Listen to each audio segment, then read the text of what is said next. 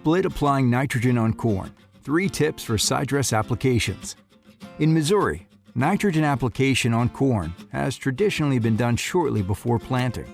However, studies have shown consistent benefits in nitrogen sidedress and topdress applications on post-emergence corn, prompting more growers to adopt this approach. Increasing our nitrogen use efficiency is one of the major benefits of a split application.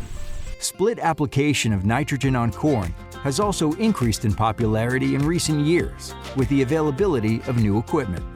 We are seeing an increase in farmers utilizing a split application mainly for economic reasons and environmental benefits as well. Here are 3 considerations for determining which application practices are best for your farm. Consideration number 1, what nitrogen source will be applied? Many farmers have acquired their own application equipment. This will dictate the type of fertilizer used and its placement. A farmer owning their own equipment is beneficial when it comes to timeliness for that application. They may have a lot of workload that they need to be focusing on at that time as well, but they also may own equipment that can be retrofitted for that 2-pass application, and that can be beneficial when it comes to the cost effectiveness of of owning that equipment. If you intend to have it custom applied, you'll also be bound by the equipment options available from your 4R certified ag retailer, a custom applicator in your area, or a relative or neighbor. Once you've determined the equipment that will be used, you'll want to consider the benefits and limitations of each type of application. Urea is a dry fertilizer. It includes 46% nitrogen. It's a high concentration of nitrogen as well.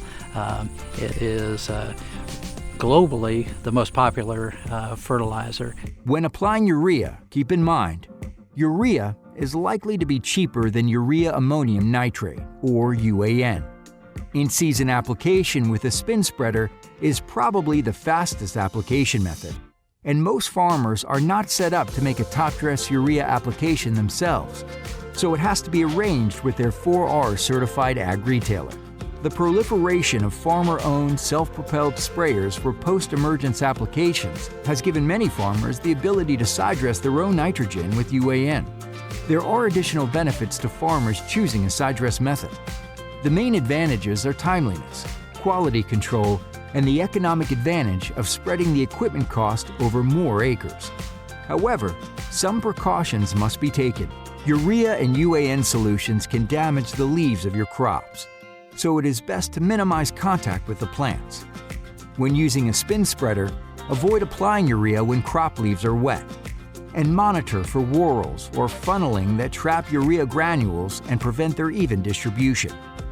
Instead of spraying UAN, inject it between the rows or dribble it on the surface. If you plan to inject UAN or anhydrous ammonia as a sidedress application, apply it before the V6 stage to avoid excessive root damage. Consideration number 2, where and when will the nitrogen be applied? After determining how you will apply the nutrients, you'll need to decide how much of your nitrogen should be sidedressed or topdressed, and at what point in the growing season it should be applied. Many cost-share programs offer farmers an opportunity to receive reimbursements if a minimum of 25% of their total nitrogen is applied post-emergence.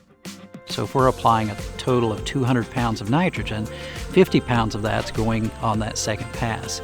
So as a person gets more comfortable with a 2-pass program, they may increase that.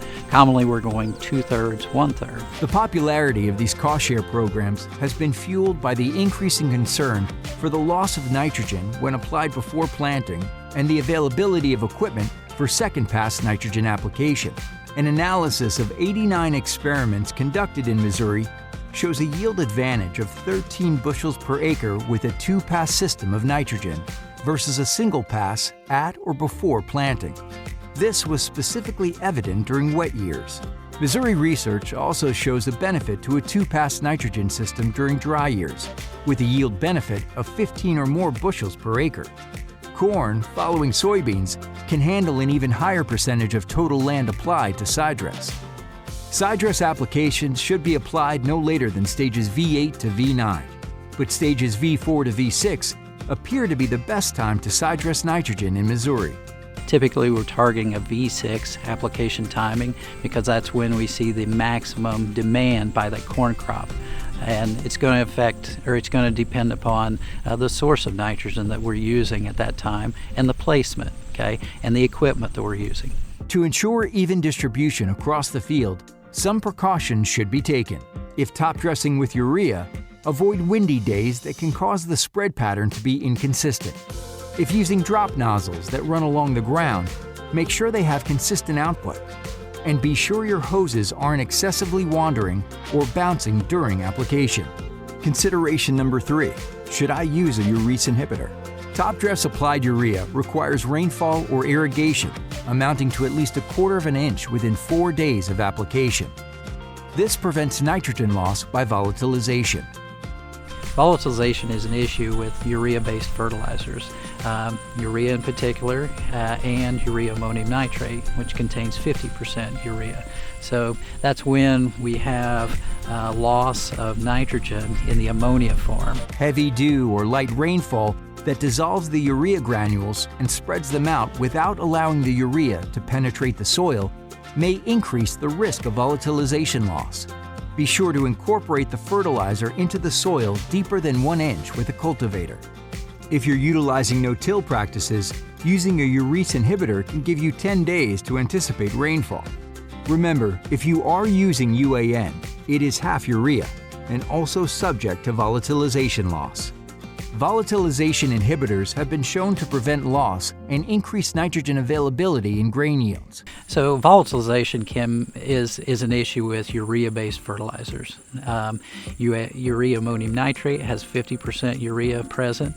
We can incorporate that fertilizer so that we reduce any volatilization, but we can also use a urease inhibitor to reduce or buy us some time until we have rainfall to incorporate that fertilizer. In 6 Missouri experiments, a specific inhibitor increased yield by an average of 3 bushels per acre. You are encouraged to work with your 4R certified ag retailer or advisor for nutrient recommendations for your soil and crop needs. For more information, sign up for the Missouri Fertilizer Control Board newsletter at mofcb.com or visit cra.missouri.edu for resources on regenerative agriculture.